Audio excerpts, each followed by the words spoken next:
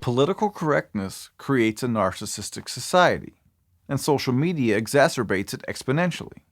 Our increasing selfishness is destroying Western culture by rewarding victims and punishing victors. And we're not talking about victims of crimes, we're talking about victims of words. Not threats of violence, not intimidation, just words that they prefer not to hear. How can we live comfortably in a world where saying the wrong thing can destroy your life? A naughty joke, a story about a weekend you had in college, a quick comeback off the top of your head can all lead to your life being turned upside down, and not in a Fresh Prince of Bel-Air kind of way. What bothers me the most, though, is that we all say things that others would find unacceptable. And that should be celebrated. Not the things said that you find unacceptable, but having the liberty to say those things. PC culture, along with social media, has enabled everyone to be the star of their own show. A lot of people want to feel important. They're seeking attention, but not getting it. So like a small child crying to get his mother's attention, we're seeing the number of so-called victims explode.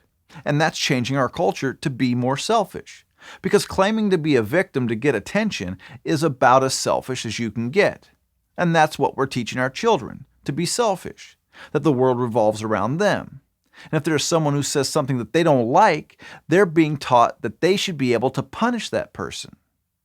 Do you remember being taught that old saying, "Sticks and stones may break my bones, but words will never break me"? That first appears in 1862 presented as an old adage. So who really knows how old that piece of advice is, but nonetheless, it's still great advice. But the left have flipped that upside down. Sticks and stones was about not letting a direct insult bother you. But now we're teaching our children that if they overhear something a complete stranger says that they don't like, it should hurt them worse than sticks or stones. We're teaching young Americans that it's all about them and how they feel. We used to teach our kids to be generous, but you can't choose to be a victim and be generous. You can't make everything about yourself and then pretend that it's not. Now, why did we want to teach our kids to be generous? Because generous people are a happy people.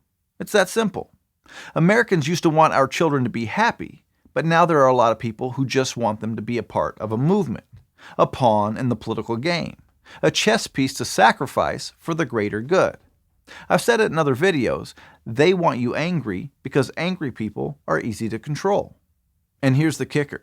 The very people who constantly talk about the collective are the most selfish. It's been well documented that Republicans are more generous than Democrats. They give significantly more to charity. That's a fact.